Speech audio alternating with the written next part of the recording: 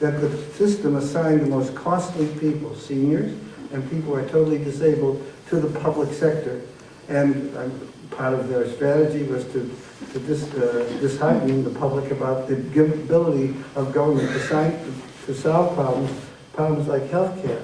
Well, of course, Medicare is a tremendous success. Had we time enough, like we could discuss the problems with Medicare, but I can assure you that all of them were problems inflicted in the passage of the bill. I'll give you one example and move on. They passed in 1965 Medicare for the seniors and people who are totally disabled. They didn't put in a drug benefit. Isn't that in Congress? Here you provide physician's care, hospitalization, testing, all the appurtenances of a healthcare system, but no privilege to get pharmaceutical coverage. That's a huge omission, and they resisted adding it over the years. The Bush solution 2 years ago was almost a classical example of how abusive private sources can be. Medicare Part D, which I'm sure people in the room have opted, is a huge catastrophe. They wanted to have competitive costs of health care covered by the private sector, and it's a huge disaster. To cut to the chase, there's no reason for them to be any charge for any prescribed medication. And that when you put barriers, co-pays, deductibles, donut holes, all of the gaming that is characteristic of the health system, you limit care and you depress the health status of the American people, which is going on. Time doesn't permit a perspective of all the ways where we fall behind countries much poorer than our own. Overall, our health system is described to have 37th in the panoply of nations. We're just under Slovenia and just ahead of Cuba in outcomes. And that is the paradox of being the odd country out by having this all-important public service, public health service in the clutch of the profit system. Now, what I'm saying indicates there would be a huge struggle. The people who are in control of the system today and can increase their control over the years with the development of for-profit hospitals, for-profit HMOs, big pharma monopolies, you have a huge challenge. It would be unfair to have a minute of your time and not call to your attention the enormity of the opposition, the power they have. They have huge political power. There are more actual lobbyists and lobbyist teams than there are members of Congress. There are 540 Congress people and 670 of these people who lobby them successfully. They actually write the laws. I have to tell you this to indicate what our struggle will take. The Part D has a provision on the bill that allows people to supposedly have access at reasonable cost to drugs that was written by the drug companies. There's no question about it. It prohibits, listen carefully, the Secretary of Health and Human Services from negotiating with the drug companies.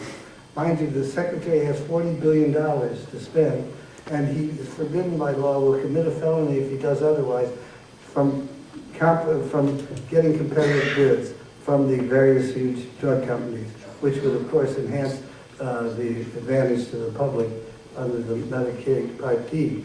Now, they actually prescribed it, and I need to point out to you that these are the architects who vaunt the importance of the marketplace and the invisible hand of the marketplace with the extended index finger we identified. And this is what they preach is the doctrine, and we don't want government plans, we want the marketplace. And the first chance they have to test it and give it a fair trial, they forbid the secretary. Well, we hope that will change. Now, very quickly, we're going to be cut off by agreement by James. What lies ahead?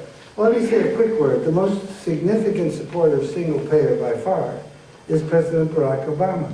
On 4 different occasions that I'm aware of, and there are others I'm told, on tape, at large audience, he said, I'm for single payer. It's the best way to go. I wish we had a system like that. And then in different times he had qualifications that means that he didn't pledge to put it in force day one of his administration. He said that very accurately, we'll get single payer when we have larger majorities in the House and a president who is for single payer.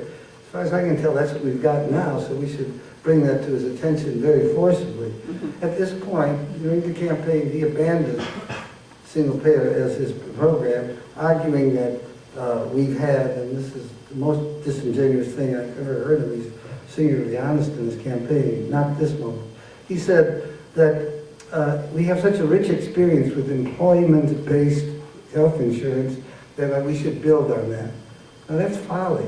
We have a total catastrophe that's called employment-based, and business, big and small, is trying to get from under that burden. In fact, they accurately state that economically, the American industry is at a disadvantage to their own affiliates, the big three auto workers and big three auto companies in Canada produce a car for $1,500 less per capita than they do in Michigan, our auto leader. And so it's an economic necessity to quickly get the benefits of a nationalized single-payer health insurance. So we count on that. So what is the answer? I think I'm very taken with the aphorism or the anecdote about Roosevelt, which I think is accurate, but even if it's apocryphal, it's the right way to go. We're told that early in his campaign, in the depth of the Depression, Roosevelt was visited by some of his labor supporters who had left socialist kind of ideas, and they laid out New Deal reforms they'd like to see him adapt. And Roosevelt is supposedly responded, I agree entirely with you, now go out and make me do it. I think that is a useful description of where we are politically. Obama spectacularly appealed to youth and many people who didn't vote, didn't believe in the political process, and gave them hope. There's some people say it's all he gave them. We don't know that, and we hope that isn't true. But the facts are that we are in a transition period. And when we talk about what are the priorities, I'm pleading that we recognize that the reform of the health system, bringing everybody in, nobody out, that's our slogan, everybody in, nobody out, is a spectacular start to alleviating the suffering of the American people that has been in place for many years and accelerated sharply by the economic downturn of the last year. And this will create something, a word that I hope will become more common parlance, certainly for people like us, create solidarity, a sense of common purpose and common solution of problems, which are the essence of a good society and a good government. And nothing fits that model better, in my opinion, than the healthcare reform that people are eager for. And we count desperately for that to succeed. My estimate, this is what we do. By that I mean single-payer national health insurance is the only thing that Physicians for a National Health Program.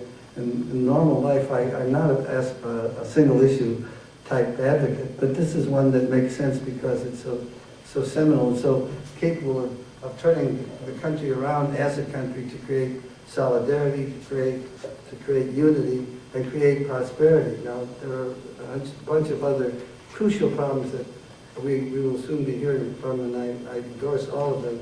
But I want very much for us, people in this room and people like you all over, to make sure that very quickly we take advantage of this opportunity and do the right thing.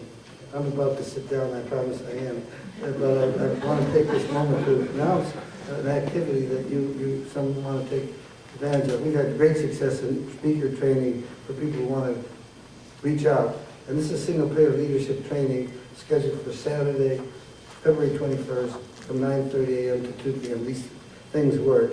And Ann Sheets is here and Jim Rhodes, who are leaders of that. Raise your hands so people know who to contact if they want to become activists in that way. Thank you. Thank you.